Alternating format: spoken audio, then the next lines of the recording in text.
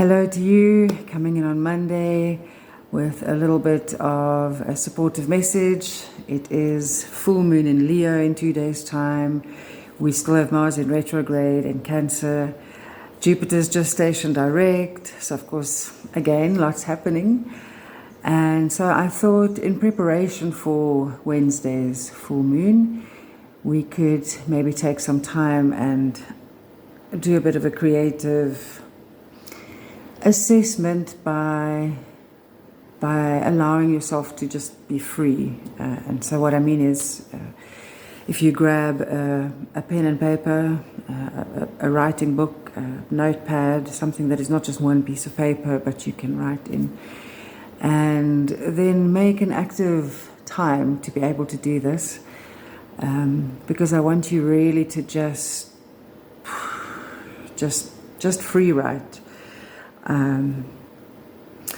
As we know, full moon is time to give things away, and there's more to it. There's always more to everything, but really with Mars in Cancer in retrograde, there is that filter on everything as well. So it's one thing to say we're going to do this creative process and you're going to write all these things, when you might still possibly be feeling actually a bit murky and possibly like, whatever, I'm not going to do it, or why should I do this, or aggressive, or any of those types of things. And we want to take all of that into account. This is really something to bring across to you, that when you listen to somebody talk about what's happening, in, again, whatever aspect, whether it's astrology, numerology, human design, religion, it doesn't matter. When somebody is bringing information to you of something that could be affecting you right now, there is possibly, and this is going to sound contradictory, but there's possibly always going to be more. Because even though we are all cycling through these things together at the moment, a lot of what we're experiencing is global, meaning it's not just me having a bad year, it's not just me having these hectic things, all of us are. Because we are moving into a new way of doing things, the structures we put into place decades and some of them centuries ago, they've really just come full circle, and it's now time for them to leave the arena and a fresh perspective to be brought into place. So we can see how chaotic this is because we're experiencing it right now. I remember at school in my history book, some of those stories were unbelievable. I mean, these battles between clans and these intense things. And I used to always think, imagine being there, that would be crazy. But if I look back just in my 40-something years, really we have experienced a lot as well. And we are really busy experiencing big things right now together. Again, it's not just in your community or because of the age you're at, and our life naturally takes on different flavors and cycles. These are big changes. So what we are seeing and finding, and also not forgetting Chiron in Aries, which is making us all question deep things about ourselves. Why am I here? Do I really add value? If you're already not feeling great, or you're having a bit of a difficult life, that amplifies it. Okay. So through all of that, we want to start holistically taking care of ourselves. My natal Mars position is Mars in Cancer. Currently, Mars is in Cancer and it's in retrograde. For everybody, but certainly myself and every other person who has Mars in Cancer, natally, meaning at the moment when you were born, that was where Mars was stationed, there is going to be a moreness to this. There's going to be a depth of really what you're asked to allow and explore, because it's not nice. It can be a little bit icky, right? Mars in Cancer, there's a little bit of icky stuff that comes with that one.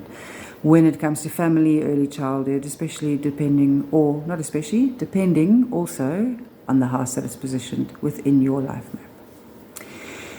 Right, so taking all of these things into consideration and knowing that I don't know where everybody who's listening to this placements are, I am coming to you and I'm saying that I am presenting certain things to you as support during this time. You may find them to be profound in how they affect you due to where all of these placements are happening for you, which area of your life. You may find, this is not really for me.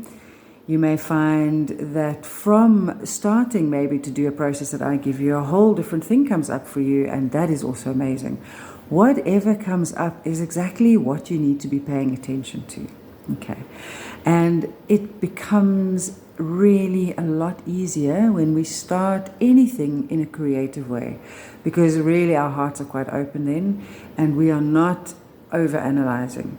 You may find afterwards you'll go back, you might slip into a pattern if you are somebody that over-analyzes and go back, but when you're in this motion of just allowing your hand to write, and just giving a little bit of a channel to the fact that, let's say Leo, for example, the moon's in Leo, so we're going to go with creative things. Then we remember that Mars is in Cancer, so I want to go with family things. I want to go with forgiveness. I want to maybe look at what I maybe think is overanalyzing might be a trauma response. Perhaps as a kid, my creative expression, your creative expression, was stifled by one of our parents. Maybe it wasn't even noticed and embraced in the way we might have needed. All of those things leave imprints, and we walk with those until somebody brings it to our attention. We walk with those, and what do? We make it our fault. This is what children do, and children become adults, and we carry those childhood things with us. It's just a natural progression. There's no judgment. Nobody's doing anything wrong.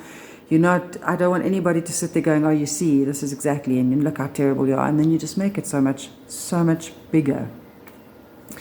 And what these transits and these placements that can be a bit icky, as I said, actually are asking us to do is don't get stuck in the icky. Just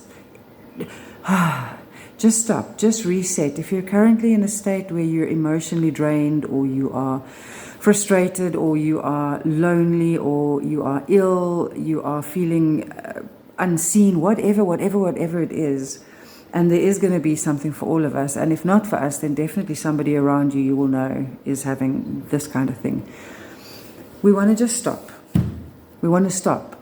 We don't want to wonder, why can't we do it? Why aren't we having it? What are we doing wrong? Because that is immediately making us feel less than, and there's so much we have to do and fix. And actually, and this is the exercise I want you to do with your pen and paper today, is there's just you. There's you. Before any of the little earth quibs that we have, like the mental overthinking and the judgment and all of those things. That's where I want you to go. Mars in Cancer is saying to you, go inward with things in your family unit.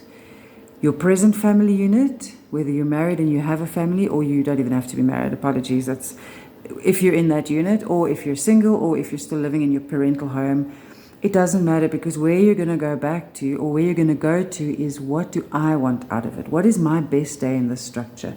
Is the way my family is set up at the moment working? Is it serving us? Are we growing? Are we meeting each other? Or are we constantly bickering? Am I feeling like I'm not heard? I don't know what I really want? Because we can't keep on walking with that. We have to cut it at some point. We have to bring it to the table and say, please, this is not life. This is not how it must be. Everything. Think about how many things since 2016 you may have thought, gosh, I really want this to change, but there's maybe still a bit of a murkiness of pushing. It's because most of us, really, majority of us, we feel, maybe subconsciously, we feel ill-equipped. We don't know how to take this to somebody's table. Maybe we feel like we are going to hurt them, or maybe we know that they are somebody who takes things personally, so we don't know where to start because that's not what we mean, the way they take it. And so we just leave it. How does the saying go? Better the devil you know. Since 2016, how many of those things have started backfiring on you, meaning you can't just let it be, because it continues to come back, and then it manifests in ways where actually now, if I don't actually bring this to the table, it's going to get a little bit aggressive. Okay. So it's that real time now. So that's what Mars in Cancer is asking. What do I want my family structure to look like? What are my emotional needs, wants? What makes me happy? What makes me really happy in here? Is it family time? Do I feel I need more time with you guys? Is it maybe time for me to come and apologize? I've been so stressed at work and I come home and take it out on my family. Be real like that, because it's the most freeing thing. And then from there, we go into Moon in Leo, which is, Leo is the shiner. I want to be seen. I've got so much creativity to share with you. If you see how I share my creativity, perhaps that'll allow you to be creative. It's important to play. We're social beings. Those are the themes that Leo brings to our table. What we want to give away with Leo is the other side of that, the murky side. Maybe we feel like we don't know how to present ourselves creatively because we're going to be criticized. Perhaps we feel immediately judgmental of others because we have a bit of a hang-up in ourselves. Are you able to express yourself in a group? Are you able to get on that hypothetical stage and just freely be you and let your light shine? Or do you have niggles with it for whatever reason? Now, this exercise is not to sit and think about the reasons. It's to just free flow. You've got the two main sort of themes now to just allow. And then I just want you to start writing. Because what you'll see will come up is, it will be things that you want, but I want you to remember that it's things you want to let go. So it's okay to now go to those icky things that aren't working. And by doing it in free writing, you're not giving yourself the chance to feel bad about it or to try and stop it or to any kind of intellectual or thought process attached to it. You're simply just allowing yourself in a very non-judgmental way to get it out on paper in front of you so that you can see it, right? There's perhaps an example I can use. Not everybody will be like this, and I don't even think majority of us, I think probably generations now already don't know what it is to receive a paper bill in the mail. So yeah, I'm going to say this to who it may be apt for. But when you had bills coming and perhaps you were a little bit in debt and you couldn't pay them, you notice what happens. That bill arrives and you see what it is and you put it in the drawer because you know it's icky. If you just opened it and had a look, perhaps there's a minimal payment that you can make at least just to keep yourself out of trouble. It would already solve so much of that stress, but we don't. We put it in the drawer and we close it. And then next month it comes around again and we do exactly the same thing. But that night when we go to bed, we go, oh my gosh, this is the third month in a row I've done that. What are they starting to say now in this message? No, we're not doing that anymore. We can't do that anymore. There's too much happening. We are not just out for ourselves anymore. It's filling our own cup to be of service to those around us, right? We're back into community. The lockdown made a drastic change to how we, the psychological processes we have around that. More and more and more, and it's not lost on me that you are watching this via social media, but more and more and more we will move from this environment where we're just constantly watching to being out there and communing with people, having these conversations that we're listening to and needing and sharing with each other. Perhaps you're somebody who also does these kind of talks and your line of work. Notice how at one point we were almost switched off from other people. We were quite heavily guarded because so much is changing so quickly and we don't really necessarily know where we fit, and it's almost like we've all become teenagers again. We don't quite know what's going on with us. We want a place in the world, but we don't know how. And so that's what happens when these massive transits, these global transits come along and God's saying, guys, hey, this did serve you once upon a time, but it looks different now. So let's just go there. Let's stop fighting and trying to hold on to the old. And how we embrace it in our own day-to-day and how we move ourselves just maybe out of that sort of, if you have a black dog with you at the moment, for example, and it's just hard, then this can be a way that can just, because there's no pressure here. You don't have to anything other than just allow your hand and pen to go to paper and talk about those little things that you're ready to give up. And you will find that it becomes a loving thing to do. There's no judgment. That's the point. This is before we call in what we want, right? Even though I mentioned our desires, etc., we can't know what we desire yet until we know what it is we don't want. Until we've learning how you might not even know that that's a new boundary you're setting until you know, oh my gosh, this is a new boundary I've set. And then it becomes imperative and you become very disciplined about giving yourself that love and attention. All right, let me know how it goes. I'd love to know what comes up for you. I'd love to know how it feels. I'd love to know if nothing comes up for you. And if nothing comes up for you and you're feeling happy, share that with us, because we also need to know that you guys are out there. Of course, I mean that just as a joke, but it is always great to just get the input from all sides. All right, sending lots of love.